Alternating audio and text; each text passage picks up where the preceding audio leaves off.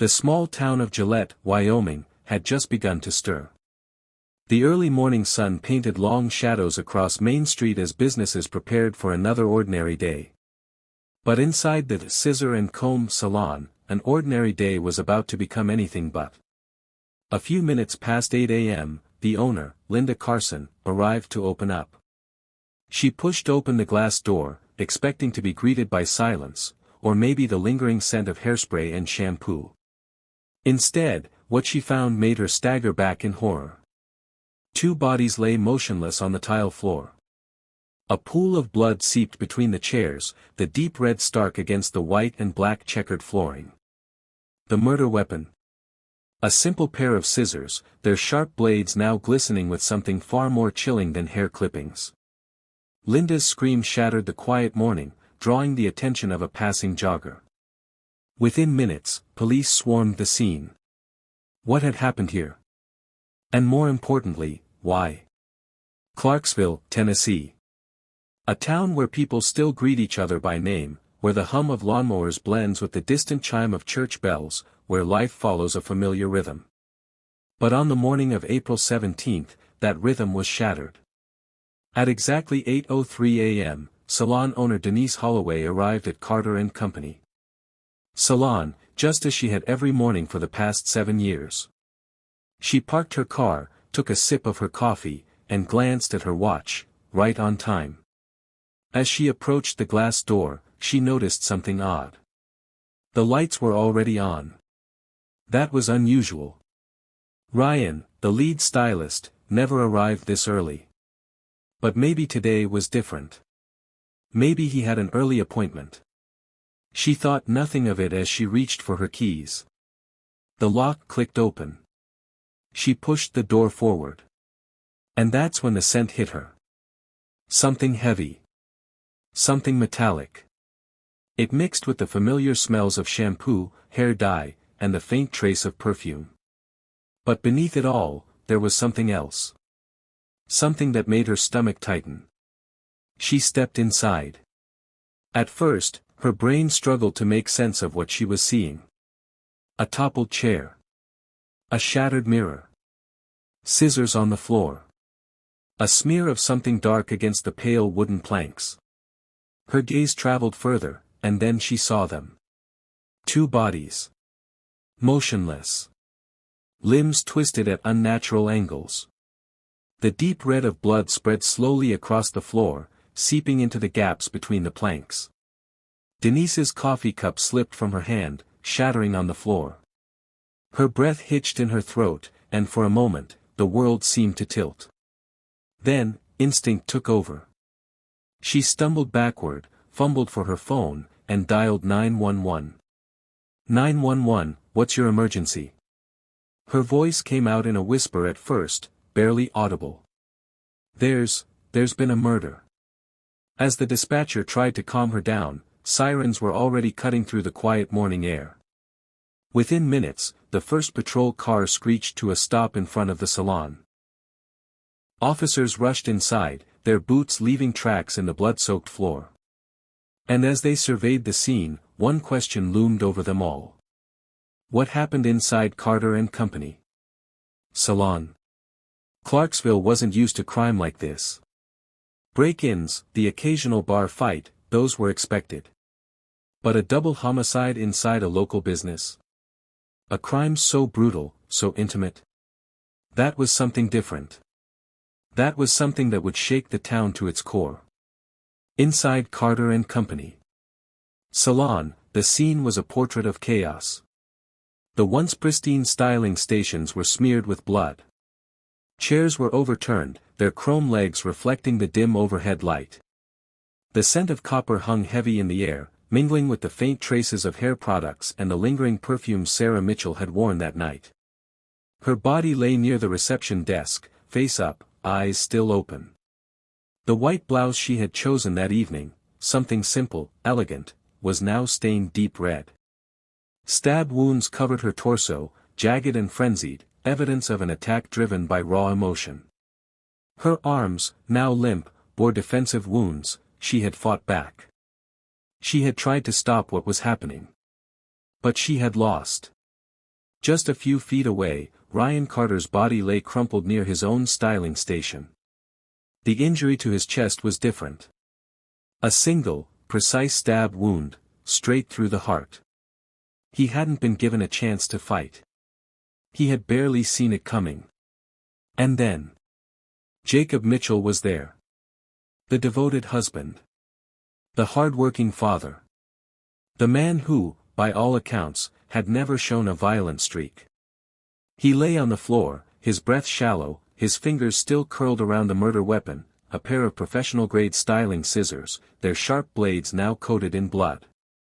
The first officers on the scene moved quickly. One kicked the scissors away. Another knelt beside Jacob, pressing 2 fingers to his neck, searching for a pulse. "He's still breathing," the officer called out, his voice tight. "We need a medic in here, now." Within minutes, paramedics stormed in, their heavy boots crunching over broken glass. They worked fast, assessing Jacob's condition, stabilizing him for transport. His skin was pale, his pulse weak, but he was alive. Barely. As they lifted him onto the stretcher, his lips parted. He struggled to speak, but the words didn't come. His eyes, glassy, distant, fixated on something only he could see. A memory. A moment.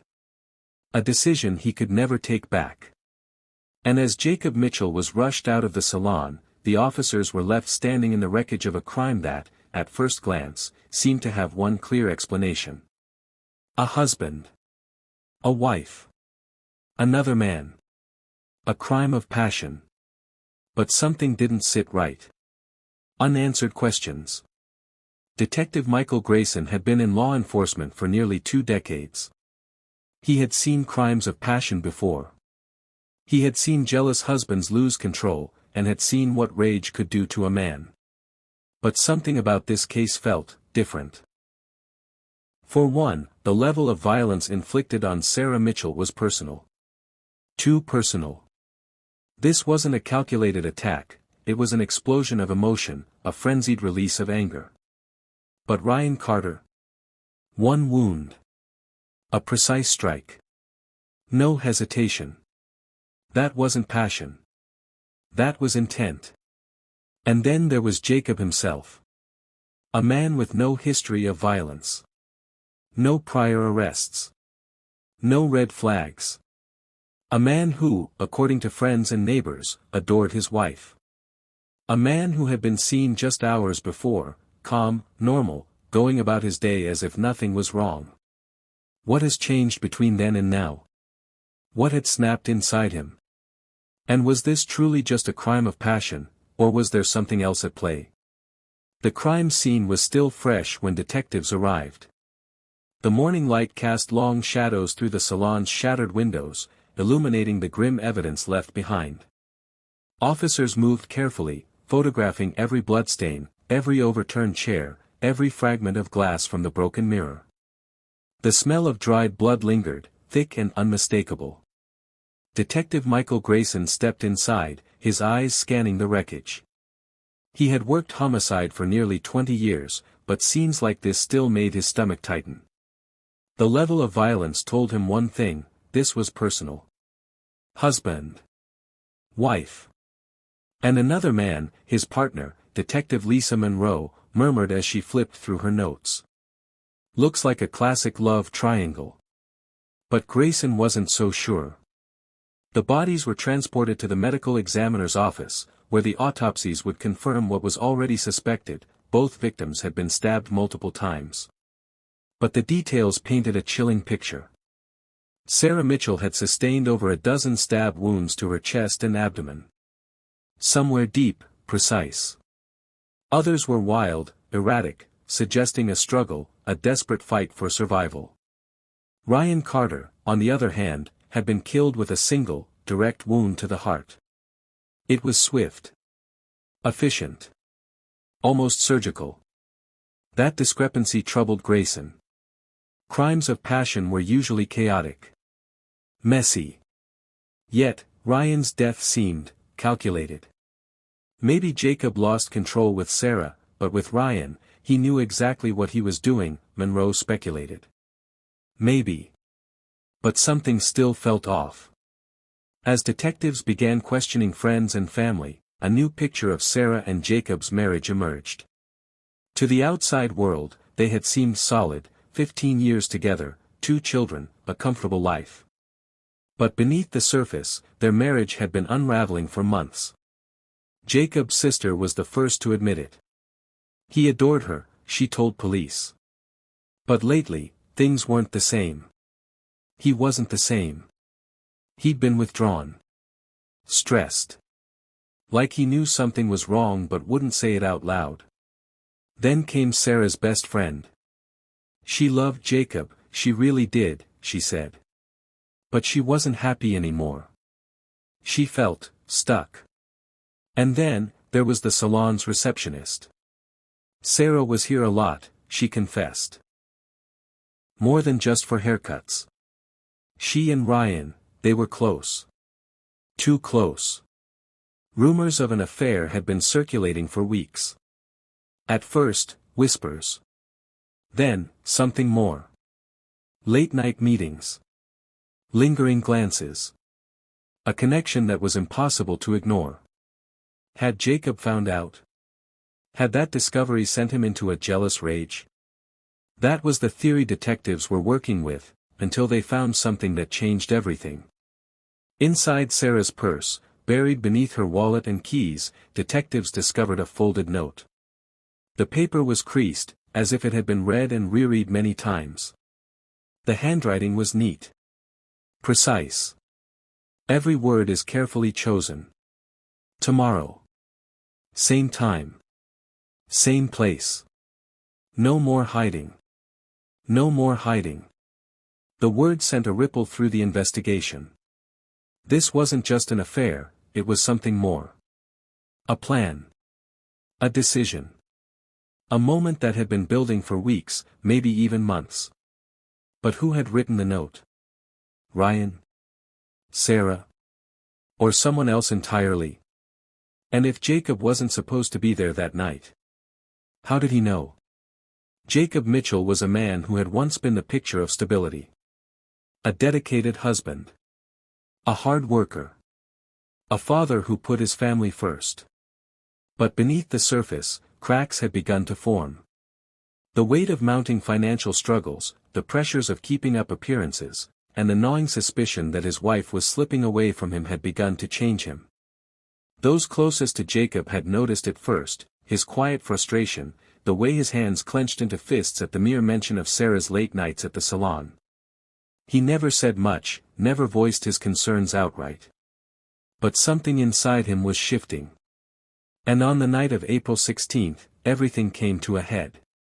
For Sarah Mitchell, Ryan Carter had been more than just a hairstylist. He had been an escape. A breath of fresh air. Where Jacob had grown distant, Ryan had been warm, attentive. He listened. He made her laugh. At first, it was harmless. A friendship. Casual conversations that stretched longer than they should. Then, lingering touches. Stolen moments. Eventually, it became impossible to ignore. Their affair wasn't just a rumor, it was real. And it wasn't just a fling. Sarah had confided in a close friend weeks before the murder. She was unhappy. She was thinking of leaving Jacob. But divorce? That was complicated. The house, the kids, the life they had built, it was never that simple. But then came the note. Tomorrow. Same time. Same place. No more hiding. Sarah had made a decision. But so had Jacob. April 16 began like any other day. Jacob went to work. Sarah ran errands. Ryan styled clients at the salon. But underneath it all, there was tension, an unspoken inevitability creeping closer. That evening, Sarah told Jacob she was meeting a friend for dinner. It wasn't a lie, not entirely, she was meeting someone. But not for dinner. She parked her car behind the salon, just as she had done before. She stepped inside, her heart pounding, hands trembling slightly as she pushed open the door. Ryan was already there, waiting for her. "Are you sure about this?" he asked. Sarah nodded. "I can't keep living a lie." She didn't know that Jacob was already watching. He had been following her. Whether it was suspicion, a gut feeling, or something more, Jacob had trailed her car through the streets of Clarksville. And when she pulled into the back alley behind Carter and Company salon, he knew. It wasn't a business meeting. It wasn't dinner with a friend. It was him. Jacob stepped through the unlocked salon door, his presence unnoticed at first. He watched from the shadows as Sarah and Ryan stood close, too close. Their whispered voices barely reached his ears, but he didn't need to hear them. The sight alone confirmed everything he had feared. Something inside him snapped. "What the hell is this?" Sarah spun around, startled. Ryan's posture stiffened. "Jacob," she started, but there was no time to explain. He was already moving toward them, his face twisted with a fury neither of them had seen before.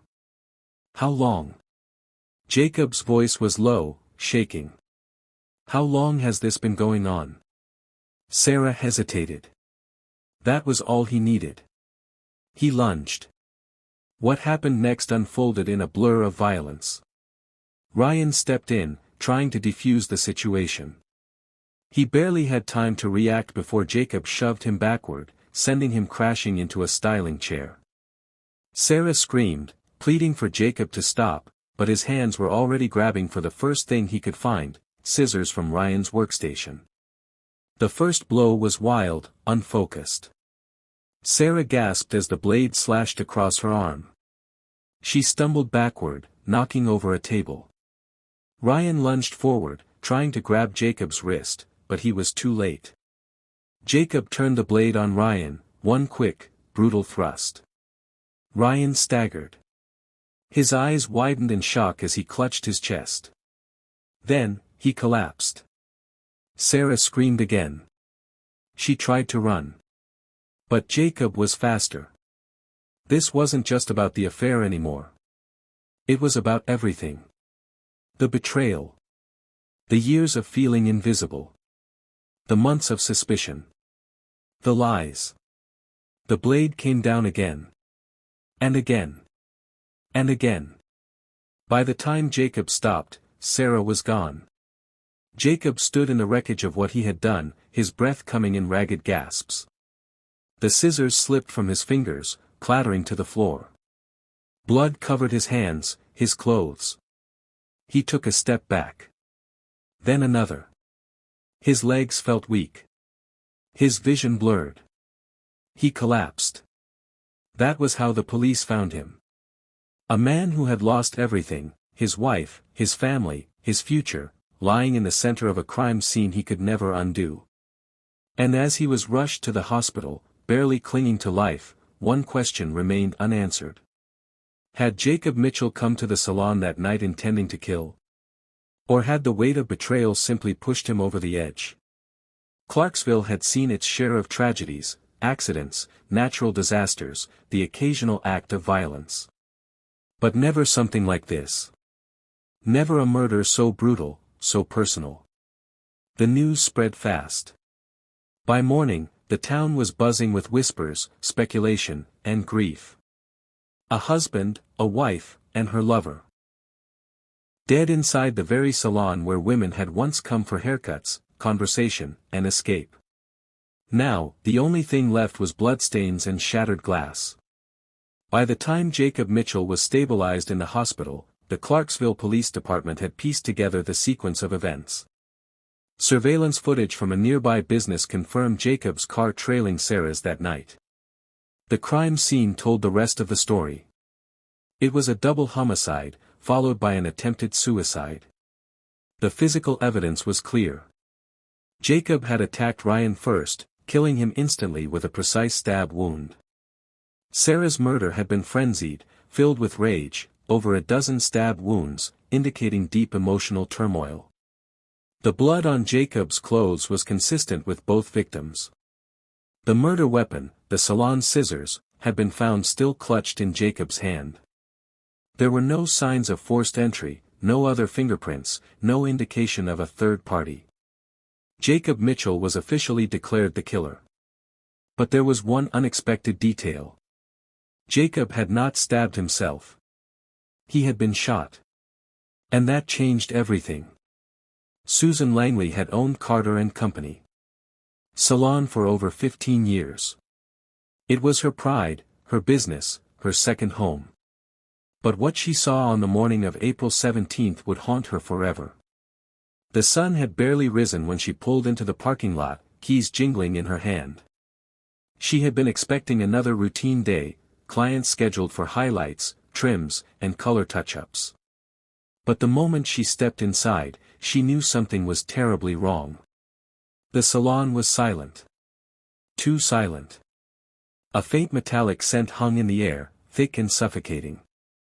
And then she saw it, the blood. It was everywhere. Her breath caught in her throat as her eyes moved across the room. A toppled chair.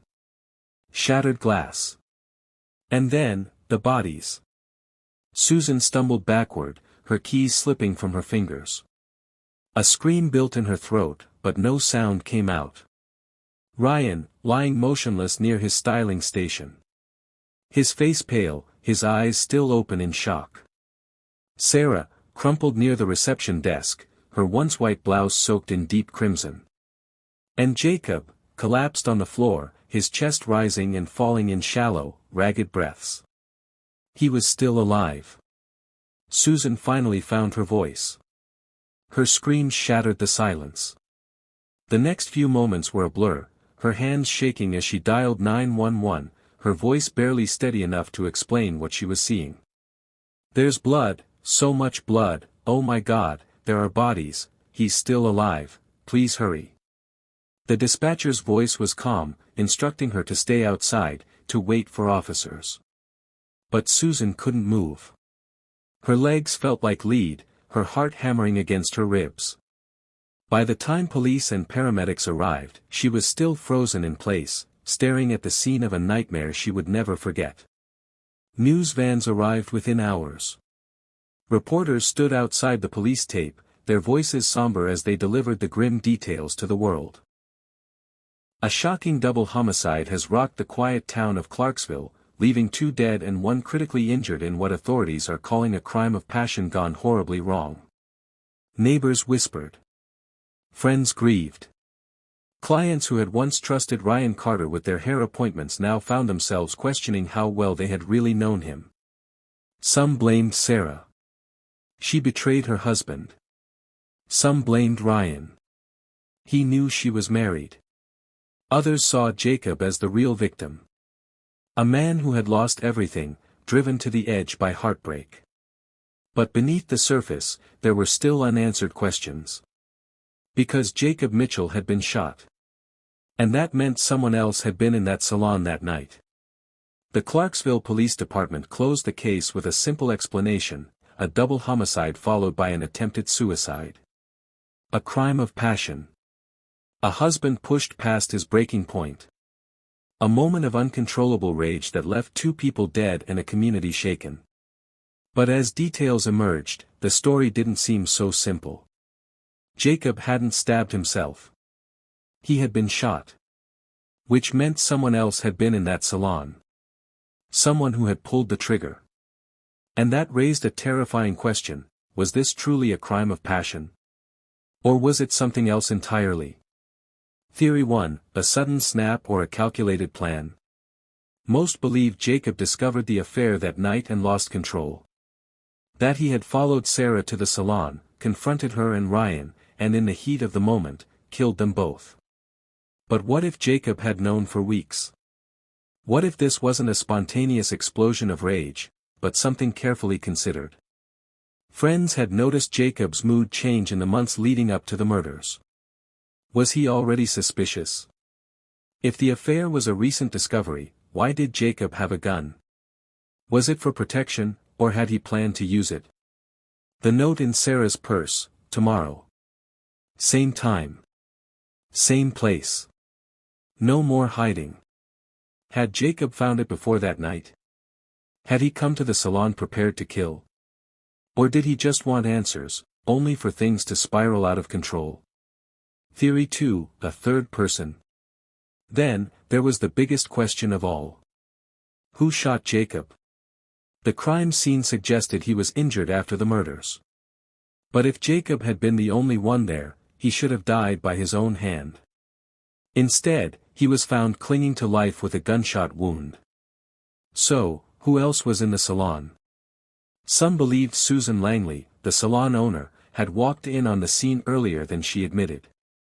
That maybe, in a moment of panic, she had shot Jacob in self-defense. Others speculated about Sarah and Ryan's friends or family. Had Ryan's brother discovered the affair and decided to take revenge? Had Sarah confided in someone who wanted to take care of the problem for her? Had Jacob told someone about his suspicions and asked them to follow him that night? No witnesses. No fingerprints on the gun. No security footage showing another person entering. But someone had been there. And if it wasn't Jacob's doing? Was it murder? Theory 3, the suicide that wasn't. One final theory lurked in the shadows, one that no one wanted to believe. What if Jacob never planned to die that night? What if the gunshot wound wasn't part of his plan at all? Did he expect to kill Sarah and Ryan and walk away? Was the shooter someone trying to stop him from leaving the salon alive? Was it a botched execution meant to silence him? The Clarksville police ruled it a suicide attempt, but without a confession, without Jacob himself confirming what happened. It remained a mystery. What do you think? A double homicide. A suspicious gunshot wound. A third person who was never found. Clarksville wanted to move on. To forget. To bury the story alongside its victims. But too many questions remained unanswered. So now, it's up to you. Was this a crime of passion? A cold, calculated murder? Or was there another hand in the tragedy that the police never found? If this case shocked you, make sure to hit that like button and subscribe so you don't miss our next deep dive into the most twisted and perplexing true crime stories. Tomorrow, we uncover a case with even more chilling twists and unexpected turns. You won't want to miss it. Stay tuned, and as always, thank you for watching.